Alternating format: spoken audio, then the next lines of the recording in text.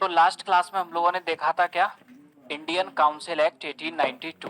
ठीक है, Indian council 1892 के बाद में आपका जो अगला एक्ट आता है कौन सा आता है, government of India act 1909, Bharat शासन अधिनियम 1909।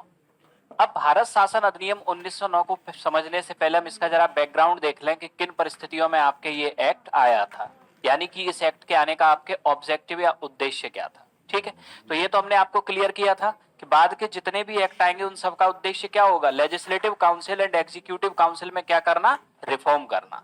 यानी कि हर एक्ट के द्वारा लेजिस्लेटिव एंड एग्जीक्यूटिव काउंसिल में आपके इंडियन मेंबर्स की एंट्री होगी और उनकी एंट्री के तरीके क्या होंगे, अलग अलग होंगे। ठीक है, अब पूरा यहां सिस्टम समझना, 1909 के अधिनियम से पहले भारत के ऊपर आपके किसका रूल था, ब्रिटिश रूल। ठीक है, ब्रिटेन का उद्देश्य था कि भारत के ऊपर हमेशा उसका शासन बना रहे। ठीक है, अब किसी भी एक देश के द्वारा अगर दूसरे देश के ऊपर लॉन्ग टर्म तक शासन को बनाए रखना है तो उस देश के पास में होते हैं आपके तीन विकल्प। ठीक, जो अलग अलग परिस्थितियों में क्या किए जाते हैं, यूज। पहला विकल्प पावर, दूसरा विकल्प वेलफेयर एक्टिविटीज और तीसरा विकल्प ब्रेन वाश, यानी कि ब्रेन वाश की एक आइडियोलॉजी, जिससे कि लॉन्ग टर्म से लोगों को आपके अपनी विचारधारा से प्रभावित किया जा सके। ठीक है, अब यहां समझना, तो सबसे पहले हम देखते क्या है कि इन तीनों विकल्पों को हम समझें और इन तीनों विकल्पों का आपके यूज किन परिस्थितियों में आपके किया जाता है। ठीक, पावर हमें क्यों चाहिए, भारत में ब्रिटिशर्स का रूल तो कभी था नहीं। ठीक, रूल स्थापित करने के लिए क्या करना पड़ेगा, साम्राज्यों को जीतना पड़ेगा, और अगर साम्राज्यों को जीतना है तो बिना पावर के ये संभव नहीं है। ठीक, क्योंकि भारत में तो आपके प्रिंसली स्टेट्स का शासन था, तो ये प्रिंसली स्टेट्स ऐसा तो है नहीं कि ईस्ट इंडिया कंपनी आएगी और प्रिंसली स्टेट कहेंगी लो हमारा शासन आप रख लो, ऐसा होगा क्या, जीता ही तो होगा अंग्रेजों ने ये शासन। ठीक, तो सबसे पहले तो ब्रिटेन आपके अनलिमिटेड पावर को हासिल करेगा, ये एक स्ट्रॉन्ग नेवी बनाएंगे, एक स्ट्रॉन्ग आर्मी बनाएंगे और स्ट्रॉन्ग पुलिस एडमिनिस्ट्रेशन लाएंगे और असीमित शक्ति का विस्तार करेंगे, जिससे कि जब भी ये किसी के ऊपर अटैक करें तो उस युद्ध में ये जीत जाएं। ये इनका आपके क्या होगा, ऑब्जेक्टिव। अब यहां होता क्या है कि पावर की दम पर आप राजा को तो जीत सकते हो, लेकिन पावर की दम पर प्रजा को नहीं जीता जा सकता। ठीक, जनता आपके शासन को लॉन्ग टर्म तक तभी एक्सेप्ट करेगी जब जनता आपके शासन से खुश हो, या जनता को यह आपके भरोसा हो जाए कि आप जो शासन कर रहे हो वो उनके हित में है, वो उनके वेलफेयर के लिए किया जा रहा है। तो यहां आपके ब्रिटिश सरकार करेगी क्या, जनता को अपने फेवर में लाने के लिए या जनता को आपके कि जनता उनके शासन को एक्सेप्ट कर ले, इसके लिए करेगी कुछ वेलफेयर एक्टिविटीज। जैसे कि ब्रिटिशर्स के द्वारा भारत में आपके चलाई गई रेलवे, सबसे पहले इन्होंने ही शुरू किया। इनके द्वारा आपके इंडिया में एजुकेशन, इंग्लिश एजुकेशन को बढ़ावा आपके दिया गया। ठीक है, इन्हीं के द्वारा आपके भारत में इंफ्रास्ट्रक्चर डेवलपमेंट की शुरुआत हुई। ठीक, रोड, ट्रेन, ठीक, इसके अलावा टेलीफोन, ये सारे नेटवर्क यही लेके आए। इसके अलावा बेहतर लॉ एंड ऑर्डर की शुरुआत हुई, बेटर एडमिनिस्ट्रेशन, इसके अलावा जुडिशरी, और इन सबसे ऊपर आपके भारत में जो ट्रेडिशनल इंडिया में आपके जो सोशल एविल्स थे, लाइक सती प्रथा, दास प्रथा, ठीक, इन सारे सोशल एविल्स को आपके समाप्त करने के लिए इन्होंने बनाए आपके क्या, कानून। अब यहां समझना, इतनी एक्टिविटीज आपके ब्रिटिशर्स के द्वारा इंडिया में की जा रही थी। ठीक, और इनके द्वारा इंडियंस को यह बताया जा रहा था कि हम ब्रिटिशर्स का शासन आपके प्रिंसली स्टेट्स के शासन से बेहतर है, क्योंकि इंडिया की प्रिंसली स्टेट्स ने ये सारी एक्टिविटीज कभी नहीं की थी जो आपके ब्रिटिशर्स के द्वारा इंडिया में की जा रही है। ठीक, तो एक हद तक ये भारतीयों को ये बताने में आपके क्या हुए, सक्सेस हुए कि हमारा शासन क्या है, प्रिंसली स्टेट से बेहतर है। ठीक, और जब शासन बेहतर मिलता है तो लोग उसे क्या करते हैं, एक्सेप्ट करते हैं। ठीक है, अब यहां हम देखते क्या है, ब्रिटिशर्स जितनी भी वेलफेयर एक्टिविटीज इंडिया के अंदर आपके कर रहे थे, ठीक, ये भारतीयों से कह जरूर रहे थे कि ये सारी आपके वेलफेयर एक्टिविटीज हम आपके लिए कर रहे हैं, लेकिन सच्चाई ये थी कि ये सारी की सारी वेलफेयर एक्टिविटीज का जो अंतिम उद्देश्य था वो ब्रिटिशर्स को फायदा पहुंचाना था। जैसे कि इनकी एक एक वेलफेयर एक्टिविटीज का अगर हम एनालिसिस करें तो सबसे पहले आपके रेलवे। ठीक है, रेलवे का विकास भारत में इन्होंने भारतीयों के लिए नहीं किया था, रेलवे का डेवलपमेंट तो इसलिए हुआ था कि आपके दूर दूर के क्षेत्रों के नेचुरल रिसोर्स इन्हें मिल जाए और इंडिया की दूर दूर की मार्केट तक ब्रिटिश प्रोडक्ट पहुंच जाए, और इसके अलावा आपके और क्या हो, जहां कहीं भी विद्रोह हो तो ये इमीडिएट अपनी आर्मी को वहां भेज सके, इसलिए किया था इन्होंने रेलवे का डेवलपमेंट। ठीक, इसके बाद आपके एजुकेशन, तो एजुकेशन के बारे में हमने आपको पहले भी बताया था, ब्रिटिशर्स एजुकेशन इसलिए नहीं लाए थे कि उन्हें इंडिया को आपके एजुकेट बनाना है, उनका उद्देश्य था एक आपके स्टाफ क्रिएट करना इंडिया से, उनका उद्देश्य था कि एजुकेशन के द्वारा इंडिया के कल्चर को समाप्त करना, सेल्फ रिलायंट व्यवस्था को आपके समाप्त करना। ठीक, और इनका उद्देश्य था कि एजुकेशन में जब ये बुक्स को लेके आएंगे तो उन बुक्स को ये आपके मार्केटिंग का साधन बनाएंगे ब्रिटिश प्रोडक्ट्स के लिए, इसलिए लेके आए थे ये क्या, एजुकेशन। ठीक, इसके बाद में आपके इंफ्रास्ट्रक्चर, इंफ्रास्ट्रक्चर का डेवलपमेंट इन्होंने अपने फायदे के लिए किया। अगर इन्होंने रोड बिछाई, अगर इन्होंने रेलवे ट्रैक बिछाए आपके, ठीक, अगर इन्होंने कम्युनिकेशन सिस्टम को शुरू किया तो इकोनॉमिक एक्टिविटीज भी तो इनके द्वारा की जा रही थी, और उन इकोनॉमिक एक्टिविटीज का जो प्रॉफिट होना था वो किसको होना था, इनको होना था। ठीक, इसके अलावा ये कहते हैं कि हम भारत में लॉ एंड ऑर्डर लेके आए, तो लॉ एंड ऑर्डर की जरूरत भारतीयों से ज्यादा इन्हें थी। क्यों? क्योंकि जब लॉ एंड ऑर्डर अच्छा होगा तभी इकोनॉमिक एक्टिविटीज अच्छी होंगी। ठीक है, और जब लॉ एंड ऑर्डर अच्छा होगा तभी रेवेन्यू कलेक्शन अच्छा होगा, क्योंकि लॉ एंड ऑर्डर डिस्टर्ब होगा तो रेवेन्यू कलेक्शन भी प्रभावित होगा, और रेवेन्यू कलेक्शन इनके हाथ में था। ठीक, इसलिए इन्होंने लॉ एंड ऑर्डर को बेहतर किया, और लॉ एंड ऑर्डर को बेहतर करने के क्रम में इन्होंने बेहतर किया किसको, जुडिशरी। ठीक, तो जुडिशरी का भी जो इन्होंने विकास इन्होंने किया, ठीक, वो इसलिए आपके किया जिससे कि बेहतर लॉ एंड ऑर्डर बने। क्योंकि अगर हम ब्रिटिश जुडिशरी की व्यवस्था को देखें तो आपके सिचुएशन ये थी कि जुडिशरी में भी इंडियंस के साथ डिस्क्रिमिनेशन होता था उस समय, यानी जुडिशरी पूरी तरीके से रूल ऑफ लॉ के ऊपर बेस्ड नहीं थी कि आपके जुडिशरी की नजर में क्या है कि दो पर्सन इक्वल होते हैं, लेकिन ऐसा नहीं था उस समय।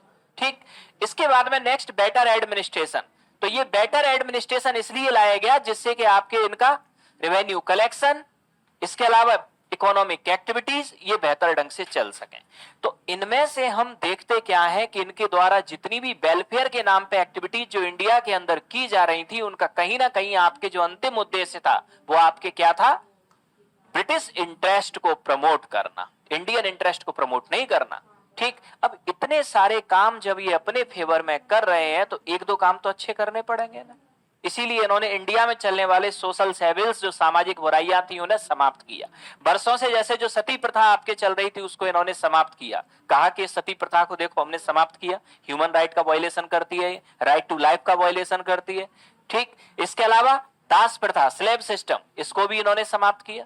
भारत में पहले विधवाओं को शादी करने की अनुमति नहीं थी, इन्होंने विधवा पुनर्विवाह लागू किया। तो कुछ लिबरल वर्क इन्होंने दिखाने के लिए किए जिससे कि इनका सिस्टम कैसा दिखाई दे, लिबरल और ह्यूमन राइट्स को, वैल्यूज को बढ़ाने वाला दिखाई दे। ठीक है, अब यहां इस बात को ब्रिटिशर्स बहुत अच्छे तरीके से जानते थे कि आज नहीं तो कल जिस दिन इंडियंस को यह पता चल जाएगा कि जितनी भी वेलफेयर एक्टिविटीज आपके ब्रिटिशर्स के द्वारा इंडिया में की जा रही हैं, इन वेलफेयर एक्टिविटीज का अंतिम उद्देश्य इंडियन के वेलफेयर ना करके ब्रिटिश इंटरेस्ट को प्रमोट करना है, उसी दिन इंडियंस में गुस्सा बढ़ेगा, इंडियन सड़कों पे उतरेंगे, और सड़कों पे अगर उतरेंगे तो फिर इंडियंस के लिए आपके क्या, ब्रिटिशर्स के लिए क्या होगी, प्रॉब्लम खड़ी होगी। ठीक, अब यहां आपके देखना कि इनकी वेलफेयर एक्टिविटीज आज नहीं तो कल ये तय होना था। ठीक, कैसे तय होना था, इन्होंने एक पॉइंट यहां क्रिएट कर दिया था, एजुकेशन, एक पॉइंट क्रिएट कर दिया था। अब यहां होता क्या है, आपके एक पॉइंट समझना आप लोग,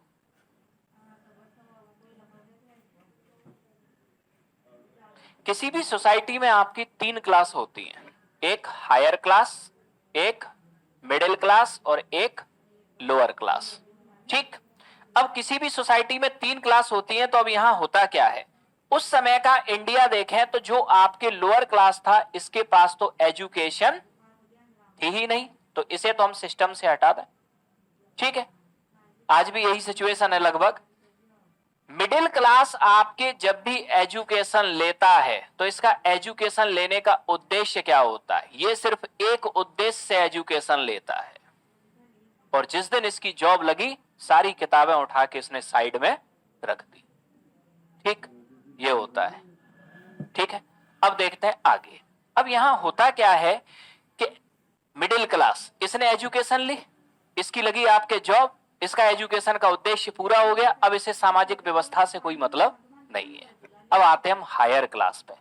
हायर क्लास लायक आपके अडानी अंबानी, ये जब एजुकेशन लेते हैं ना तो ये जॉब लेने के लिए नहीं लेते, है ना, जॉब चाहिए ही नहीं। ठीक, इनका एजुकेशन लेने का जो उद्देश्य होता है वो होता है क्या, नॉलेज हासिल करना। और जब इनके पास नॉलेज आती है तो ये इस नॉलेज के आधार पर पूरे सिस्टम का एनालिसिस करने में आपके कैपेबल हो जाते हैं। ठीक है, ये हुआ। तो उस समय के इंडिया में भी तो एक हायर क्लास होगा। ठीक, तो जब ब्रिटिशर्स ने भारत में एजुकेशन की शुरुआत की तो आपके जो बड़े बड़े जमींदार थे इनके बच्चे, बड़े बड़े व्यापारी थे इनके बच्चे, ठीक है, तो इन लोगों ने जब एजुकेशन लेना शुरू किया तो ये एजुकेशन लेने के लिए भारत से बाहर इंग्लैंड भी गए। ठीक, जब इन्होंने एजुकेशन ली तो इनके एजुकेशन लेने का उद्देश्य क्या था, नॉलेज, और नॉलेज से हमेशा आती है एनालिसिस करने की पावर। ठीक है, ब्रिटिशर्स इस बात को जानते थे कि अगर एजुकेशन का लेवल बढ़ेगा तो कल के दिन भारतीयों में एनालिसिस करने की क्षमता डेवलप होगी, और जिस दिन भारतीयों में एनालिसिस करने की क्षमता डेवलप होगी तो भारतीय इन एक्टिविटीज का एनालिसिस करेंगे, और इन एक्टिविटीज का अगर एनालिसिस इंडियंस ने किया तो इंडियंस ये बात जान जाएंगे कि आपके वेलफेयर के नाम पे जितनी भी एक्टिविटीज भारत में की जा रही है इन सारी की सारी एक्टिविटीज का अंतिम उद्देश्य ब्रिटिश इंटरेस्ट को प्रमोट करना है। ठीक है, यही हुआ यहां, और ये ब्रिटिशर्स भी जानते थे। तो ब्रिटिशर्स चाहते थे कि इन एक्टिविटीज की हकीकत भी अगर इंडियंस को पता चल जाए उसके बाद भी वो आपके क्या करें, संघर्ष ना करें, उसके बाद भी वो विद्रोह ना करें। इसके लिए इन्हें करेंगे क्या, ये लोग ये पहले ही इंडियन का ब्रेन वॉश करना शुरू करेंगे। यानी कि ब्रेन वॉश का मतलब क्या, ये इंडियंस की दिमाग में ये बात सेट कर देंगे कि आप गुलाम थे, गुलाम हो, गुलाम रहोगे, आपके संघर्ष करने से कुछ होने जाने वाला नहीं है। और यहां आपके क्या करेंगे, ब्रेन वॉश करने के लिए दो आइडियोलॉजीज का आपके सहारा लेंगे ब्रिटिशर्स। पहली आइडियोलॉजी 18th 19th सेंचुरी में आएगी और दूसरी आइडियोलॉजी 20th सेंचुरी में। अब देखते हैं आपके कैसे।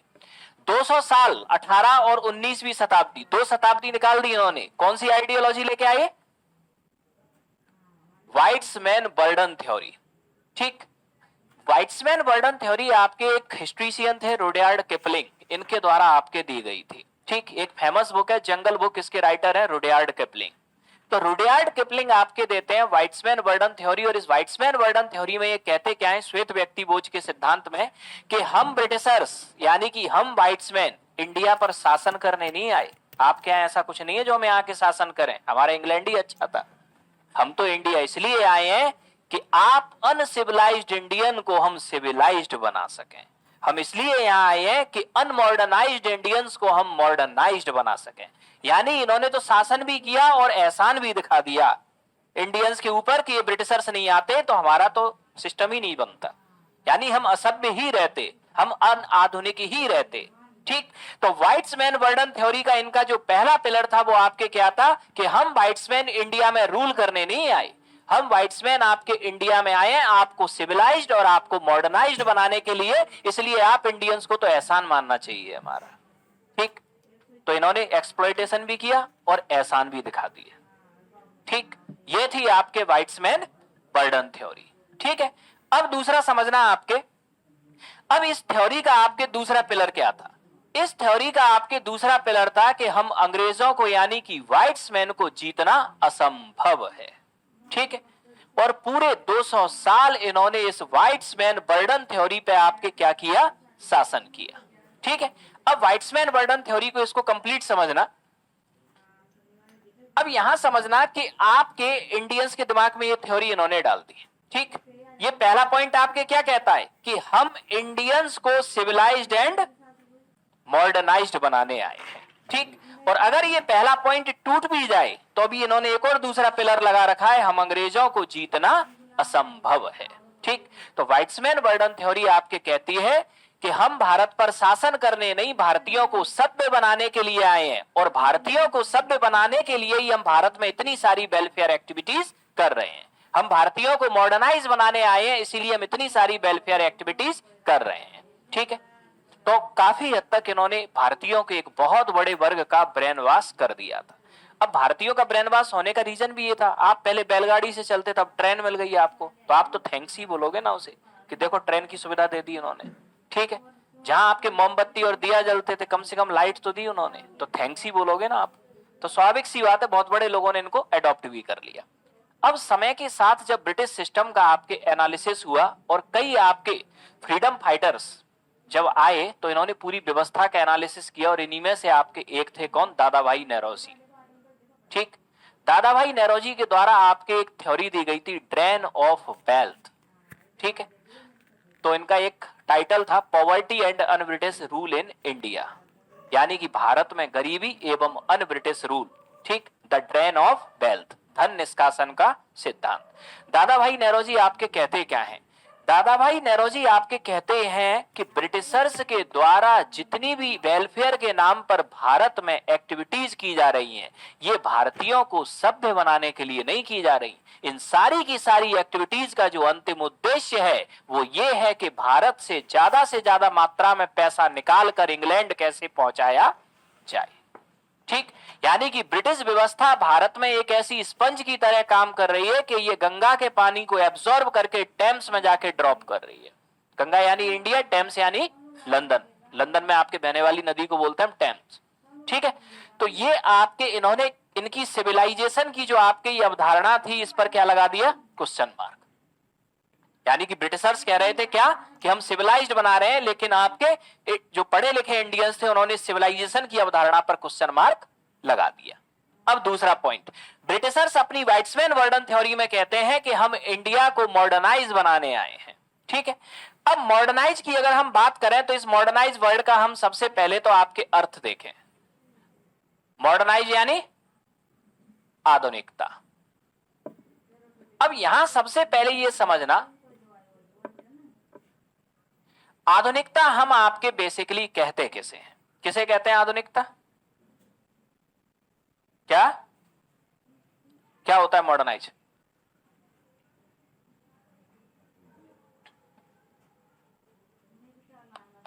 किसे कहते हैं? ऊंचा पैंट पहन लो, जीन्स का शूज पहन लो, जैसे आप डिफाइन करो, ये कोई तरीका थोड़ी हुआ टेक्निकल होना। और मॉडर्नाइज किसे कहते हैं? इंग्लिश बोलना सीख जाओ। Yes sir.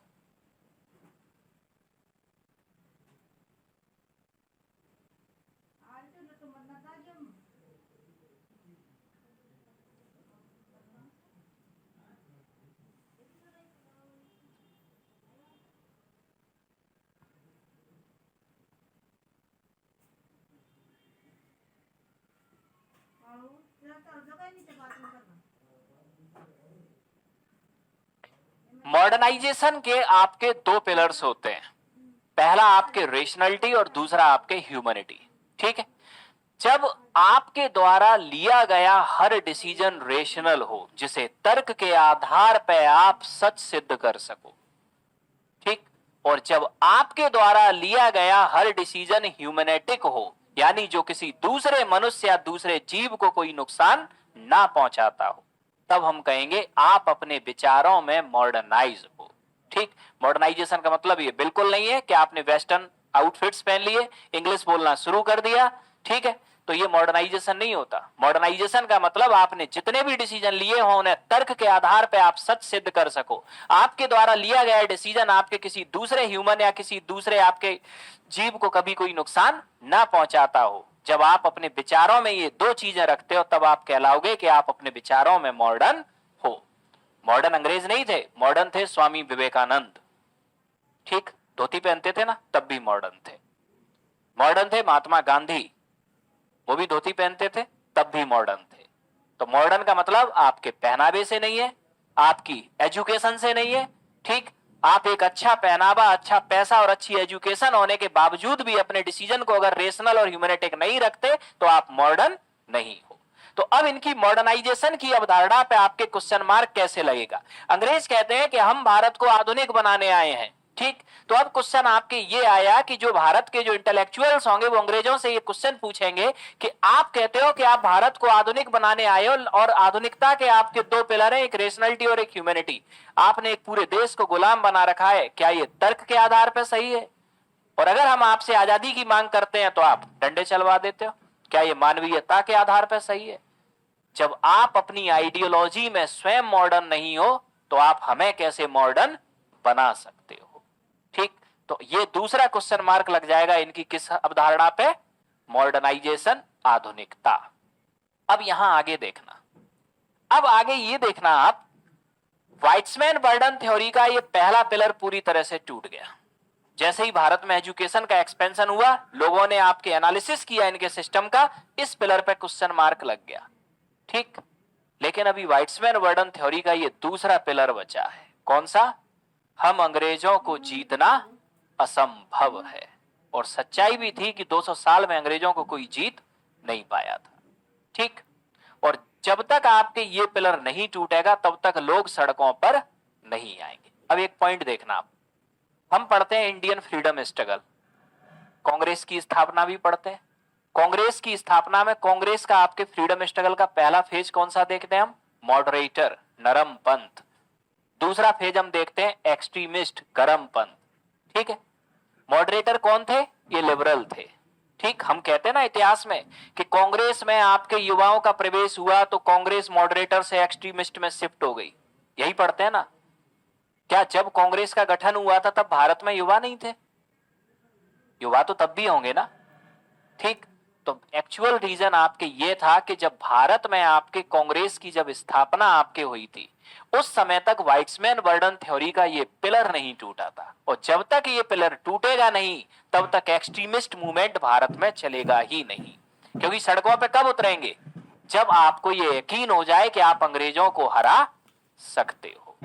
सबसे पहले मॉडरेटर यानी कि नरम पंथ आया ही इसलिए था, नरम पंथ जब आया कांग्रेस की स्थापना के साथ ये तो सिद्ध हो गया कि ब्रिटिश सरकार भारत का इकोनॉमिक एक्सप्लॉइटेशन कर रही है, ब्रिटिश सरकार भारत का शोषण कर रही है, लेकिन हम फिर भी हथियार क्यों नहीं उठा पा रहे ब्रिटिश सरकार के अगेंस्ट? क्योंकि अभी हमारे दिमाग में एक पिलर है, अंग्रेजों को जीतना असंभव है। और जब तक ये पिलर नहीं टूटेगा तब तक भारत में मॉडरेटर आइडियोलॉजी नहीं टूटेगी।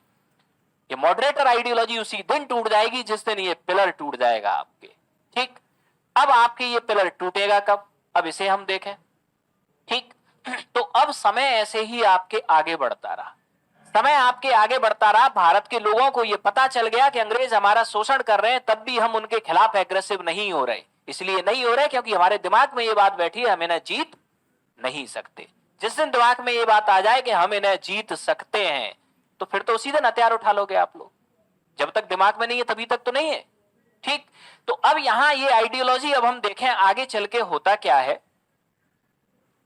1897, 1897, ठीक है, 1897 में आपके होता क्या है, एक देश होता है अफ्रीका का। कौन सा?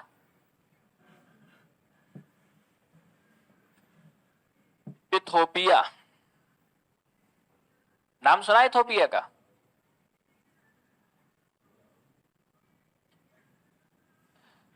और इथोपिया पर आपके शासन था किसका?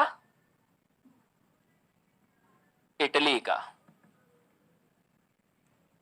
किसका शासन था? इटली। ठीक है, इटली भी यूरोप का देश है, जिसका मतलब इटली के भी लोग वाइट्समैन हुए।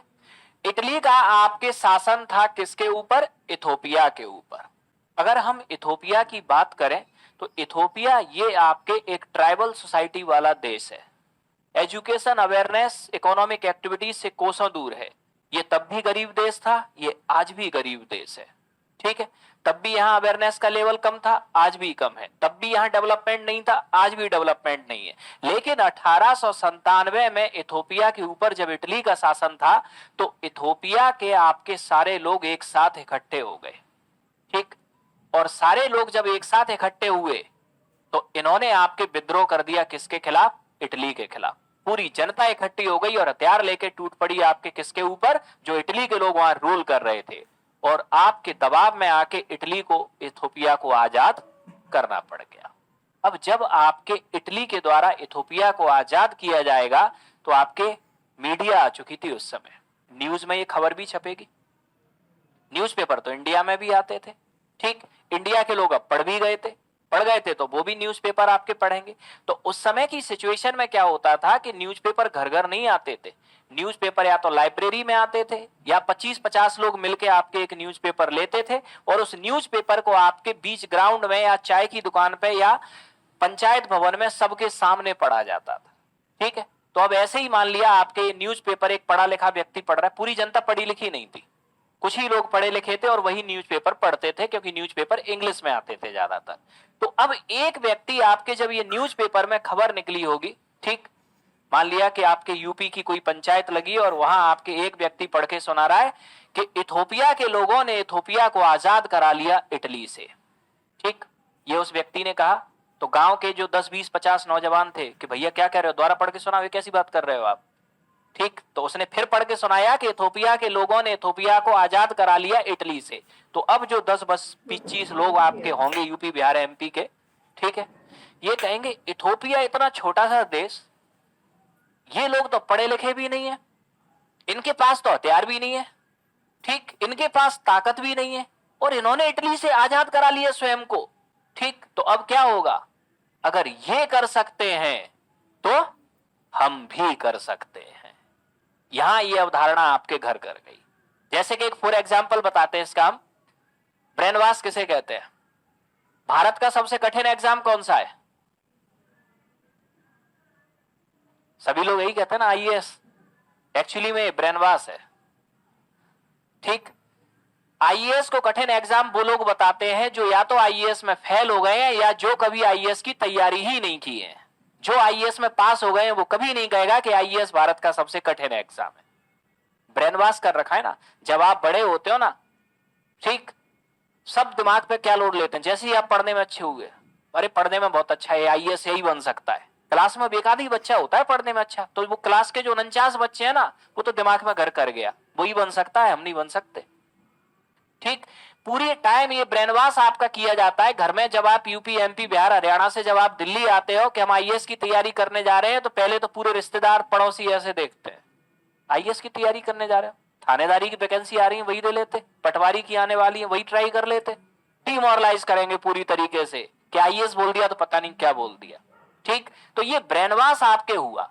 अब यहां होता क्या है, अब भारत का सिस्टम देखना, एक गांव से अगर एक आईएएस निकल गया ना, तो अगले 20 साल के अंदर वो आधा गांव आईएएस होता है। यह है भारत की आदत। यानी कि आपके किसी आपके एक दोस्त का सिलेक्शन अगर हो गया आईएएस में, तो अब आप क्या करोगे, अब अपना कंपैरिजन करोगे उससे कि उसके 10th में मुझसे 2% कम थे, 12th में तो उसकी 2nd डिवीजन थी, मेरी 1st डिवीजन थी। ठीक, ग्रेजुएशन वो रो रो के पास हुआ और फिर भी वो आईएएस बन गया, तो वो बन सकता है तो मैं भी बन सकता हूं। यानी वो ब्रेन वॉश टूट गया। और जब तक ये ब्रेन वॉश टूटेगा नहीं, तब तक आप अपनी पूरी ताकत लगाओगे नहीं। ठीक, ठीक, सिचुएशन सीधी सी क्या होती है, आपने कभी भी देखा होगा, जब हाथी बड़ा हो रहा होता है ना, तो उसके बच्चे को जंजीर से बांधते हैं हमेशा, और जब हाथी बड़ा हो जाता है तो उसे रस्सी से बांध के छोड़ देते हैं।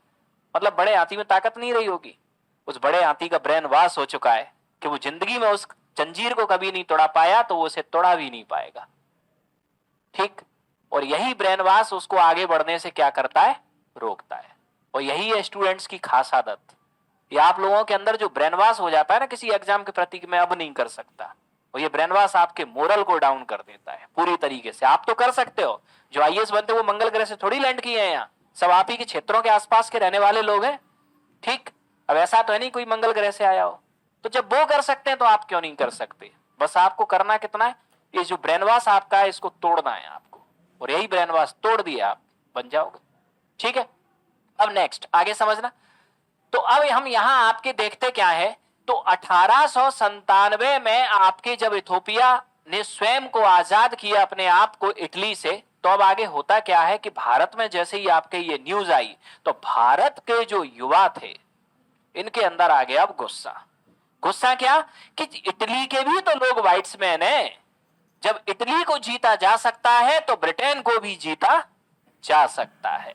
और 1897 में ही भारत में आपके जो मॉडरेटर आइडियोलॉजी थी ये शिफ्ट कर गई एक्सट्रीमिस्ट आइडियोलॉजी में। 1897 में आपके पहली बार आपके पुणे के आपके चापेकर ब्रदर्स, ये आपके पुणे के प्लेग कमिश्नर की गोली मार के हत्या कर देते हैं। पहली एक्टिविटीज थी आपकी ठीक, रिवॉल्यूशनरी एक्टिविटीज में, यहां से रिवॉल्यूशनरी एक्टिविटीज भारत में शुरू होंगी और एक्सट्रीमिस्ट अब आपके शुरू होगा। और ये एक्सट्रीमिस्ट आपके एक्सट्रीम पे कब पहुंचेंगे? 1904 के आसपास आपके होगा ये, 1904 के आसपास। ये है आपके देश रसिया यानी यूएसएसआर, और ये है आपके एक देश जापान। ठीक है, 1904 के आसपास आपके हुआ क्या कि ये जो आपके यूएसएसआर है इसने चारों तरफ आपके जापान का घेरा डाल दिया, जापान को चारों तरफ से घेर लिया। ठीक है, यूएसएसआर ये शुरू होता है, खत्म ही नहीं होता, इतना बड़ा देश है, पूरी पृथ्वी का आपके आधा हिस्सा ये देश ही है एक। ठीक, जापान ये शुरू होते ही खत्म हो जाता है, दिल्ली विल्ली की बराबर होगा इसका पूरा क्षेत्रफल। तो कुल मिला के आपके ये क्या है कि इस यूएसएसआर ने आपके जापान को घेर लिया चारों तरफ से और जापान से कहा कि सरेंडर कर दो। तो जापान ने कहा क्यों सरेंडर कर दे? तो यूएसएसआर ने कहा हम बड़े देश हैं, ठीक, हम विश्व मानचित्र पे दिखते हैं, आप तो दिखते भी नहीं हो, इसलिए सरेंडर कर दो।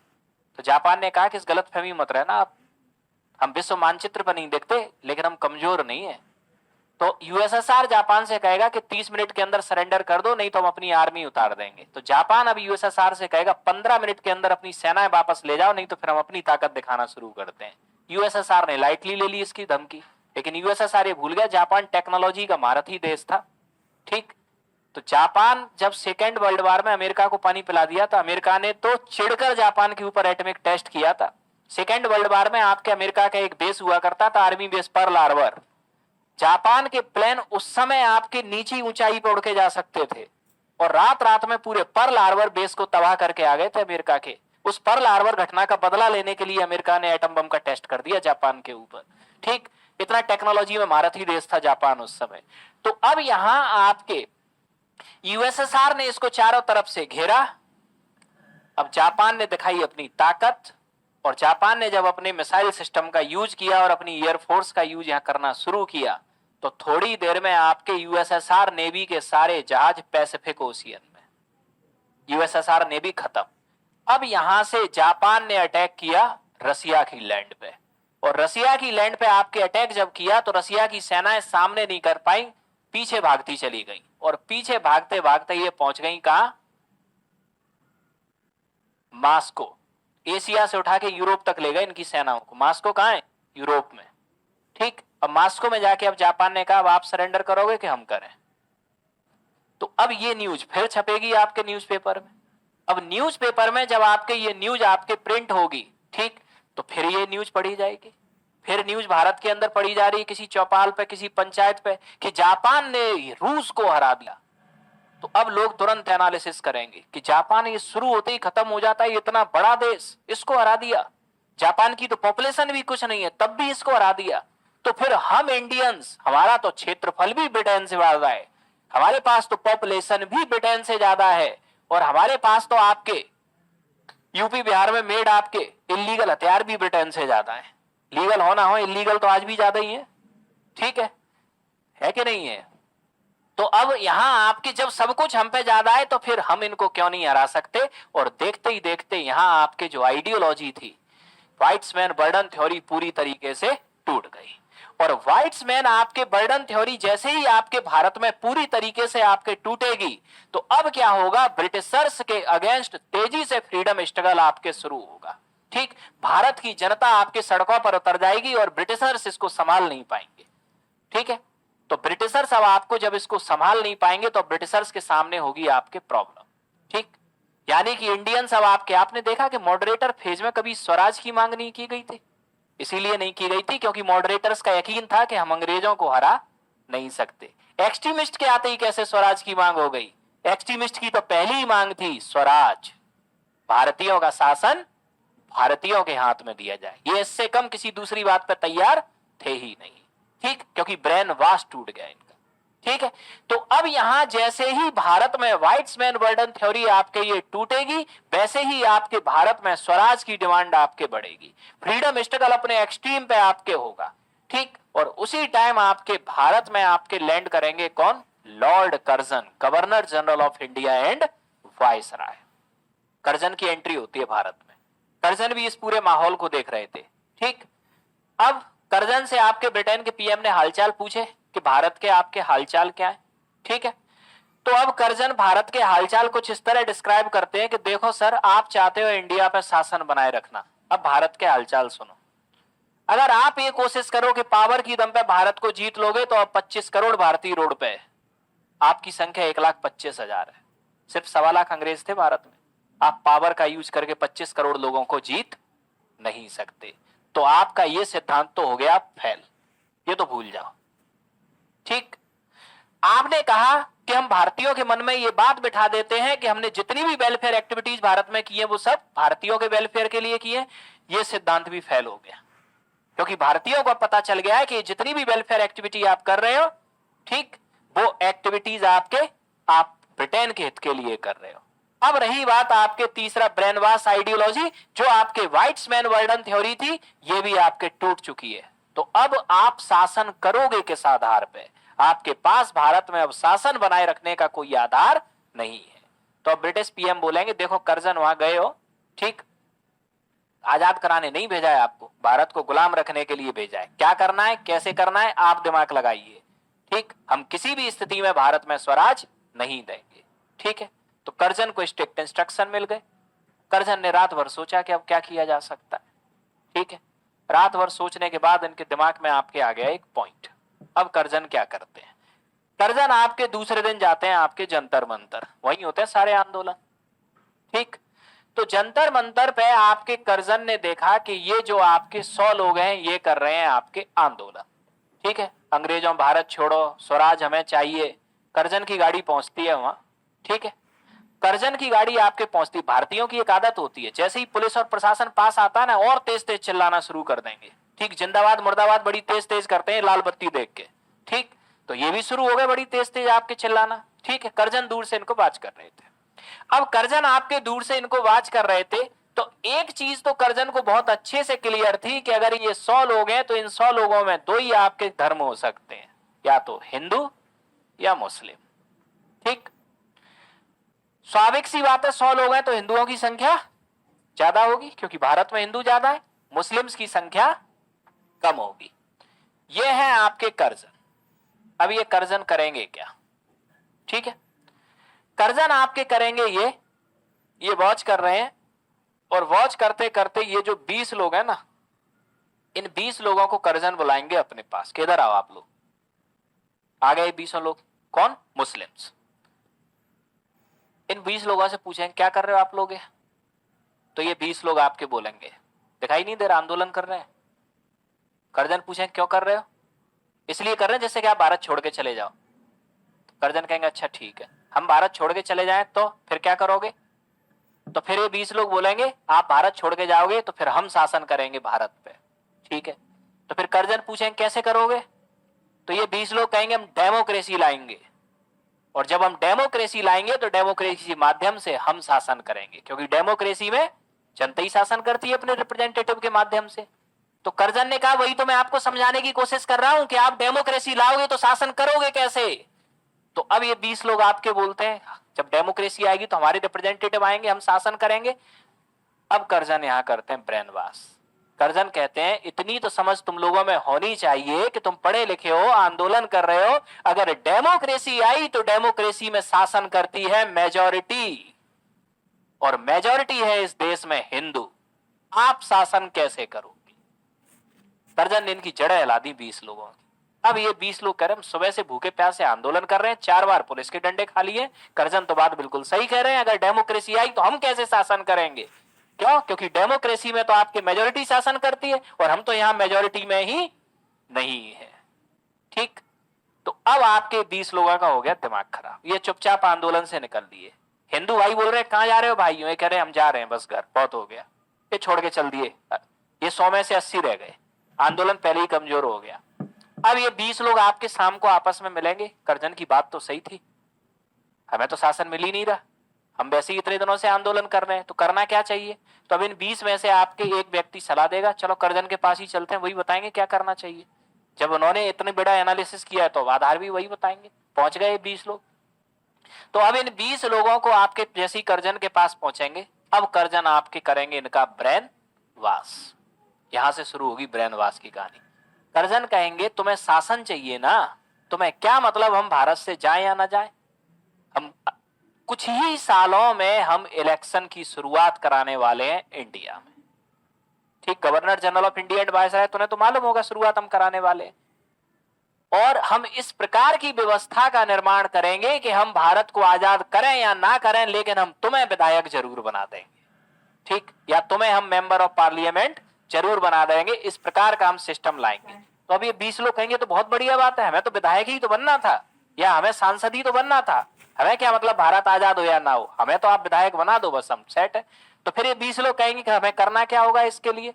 करजन कहेंगे तुम्हें करना सिर्फ इतना होगा, एक तो इन 80 से दूर हो जा और इन 80 का अपोज शुरू कर दो।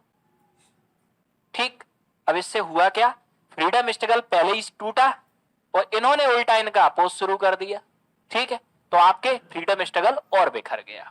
और करजन ने आपके जो ब्रेन वॉश किया, यही आइडियोलॉजी थी, डिवाइड एंड रूल। ठीक, तो अगले आपके 40-45 साल भारत पे इन्होंने फिर शासन किया, किस आइडियोलॉजी से? Divide and rule. पहले हिंदू मुस्लिम को डिवाइड किया, फिर हिंदू मुस्लिम सिख ईसाई को डिवाइड किया, और आगे चल के तो आपके जब मैकडॉवेल अवार्ड आएगा आपके, ठीक है, 1932 में, तो इस मैकडॉवेल अवार्ड के द्वारा तो इन्होंने कास्ट के आधार पर भी डिवाइड करना शुरू कर दिया इंडियंस को। तो और इसी डिवाइड एंड रूल के द्वारा इन्होंने भारतीय धर्म और भारतीय समाज को आपके क्या किया? तोड़ना शुरू किया।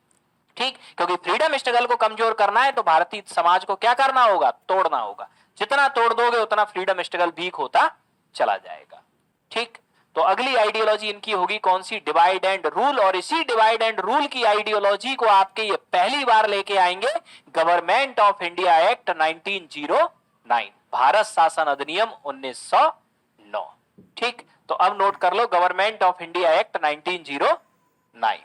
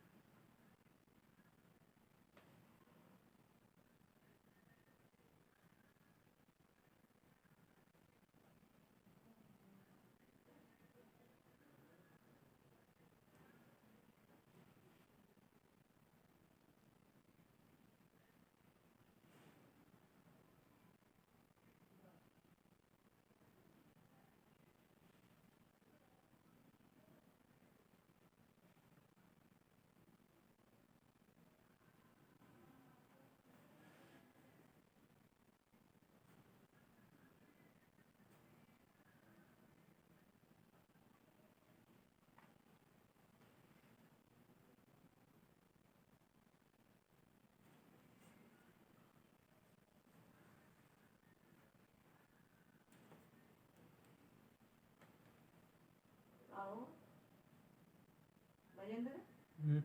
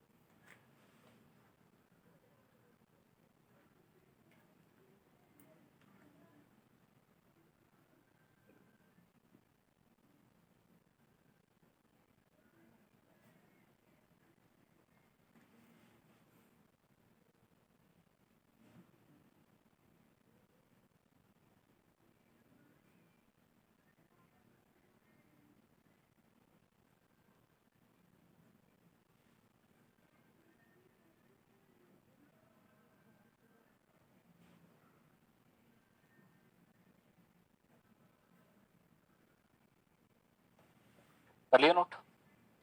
तो गवर्नमेंट ऑफ इंडिया एक्ट 1909, इसे हम आपके मार्ले मिंटो रिफॉर्म इस नाम से भी जानते हैं, क्योंकि इस समय आपके लॉर्ड मार्ले ये थे सेक्रेटरी ऑफ स्टेट भारत सचिव, ठीक है, और लॉर्ड मिंटो ये थे आपके कौन, वायसराय, ठीक। अब इसके आपके प्रोविजन क्या थे, तो प्रोविजन तो हमने आपको बताया कि जितने भी एक्ट है इनमें सब में लेजिस्लेटिव काउंसिल और एग्जीक्यूटिव काउंसिल में भारतीयों की एंट्री से रिलेटेड है, ठीक है। तो यहाँ गवर्नर जनरल की जो लेजिस्लेटिव काउंसिल थी इसके साइज को बढ़ाया गया, मतलब नंबर ऑफ सीट्स को, और इसके कार्यों को बढ़ाया गया। जैसे कि 1892 के एक्ट में लेजिस्लेटिव काउंसिल बजट पर डिस्कस कर सकती थी, इस एक्ट में बजट पर वोट भी दे सकती है, यानी कि लेजिस्लेटिव काउंसिल को बजट पर वोट देने का राइट मिल गया। यानी कि जो भारत के लिए जो बजट आपके आएगा उस पर अब लेजिस्लेटिव काउंसिल वोट करके उसे पास करेंगी, ठीक है।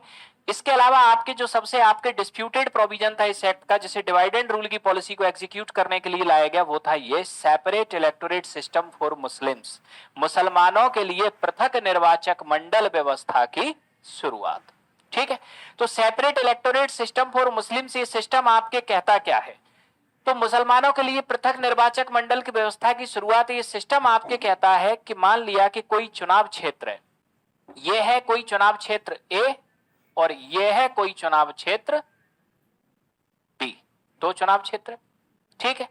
इस ए चुनाव क्षेत्र में आपके हिंदू हैं आपके 70%, मुस्लिम है 30%, मतलब यहां कौन सी मेजोरिटी है, हिंदू मेजोरिटी। यहां मेजोरिटी में कौन है, हिंदू, हिंदू मेजोरिटी। दूसरा चुनाव क्षेत्र आपके ऐसा है जहां मुस्लिम है आपके 70%, हिंदू है 30%, तो यहां कौन मेजोरिटी में हो गया, मुस्लिम, मुस्लिम मेजोरिटी।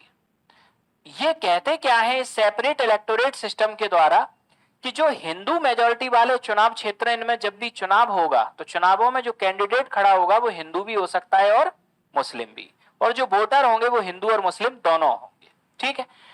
अब ये यहां क्या कहते हैं, मुस्लिम मेजोरिटी वाले क्षेत्रों में जो कैंडिडेट होगा वो सिर्फ मुस्लिम होगा, और जो वोटर होंगे वो भी सिर्फ मुस्लिम होंगे, यानी कि हिंदुओं को ना तो यहां वोट देने का अधिकार होगा ना चुनाव लड़ने का अधिकार होगा, ठीक। इससे क्या होगा, इस क्षेत्र में रहने वाले जो आपके हिंदू होंगे वो भड़केंगे। ठीक, तो यही तो ये चाहते थे कि हिंदू और मुस्लिमों के बीच में गैप बढ़ना शुरू हो, क्योंकि ये गैप जितना बढ़ेगा फ्रीडम स्ट्रगल उतना कमजोर होता जाएगा। ठीक, तो ये था आपके separate electorate system for Muslims. और इसी एक्ट में आपके प्रोविजन किया गया एसपी सिन्हा को गवर्नर जनरल की एग्जीक्यूटिव काउंसिल में आपके अपॉइंट किया गया। एसपी सिन्हा पहले भारतीय थे जो आपके गवर्नर जनरल की एग्जीक्यूटिव काउंसिल के मेंबर बने थे। ठीक, तो ये था गवर्नमेंट ऑफ इंडिया एक्ट 1909। अब इसके बाद नेक्स्ट आपके अगला एक्ट है government of India act 1919, Bharat शासन अधिनियम 1919।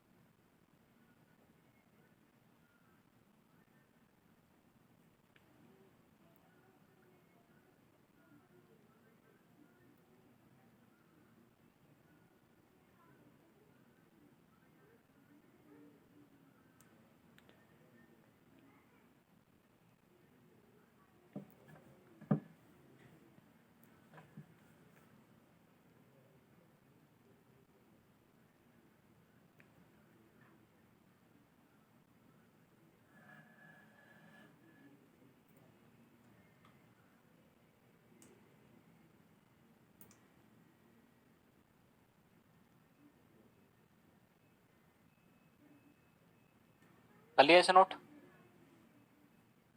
हाँ, लेजिस्लेटिव काउंसिल जो लॉ बनाने में मदद करे, एग्जीक्यूटिव काउंसिल जो लॉ को एग्जीक्यूट करने में मदद करे। ठीक, जैसे लेजिस्लेटिव काउंसिल जो वर्तमान में पार्लियामेंट है, एग्जीक्यूटिव काउंसिल यानी काउंसिल ऑफ मिनिस्टर, मंत्री। यहां तक नोट कर लिया?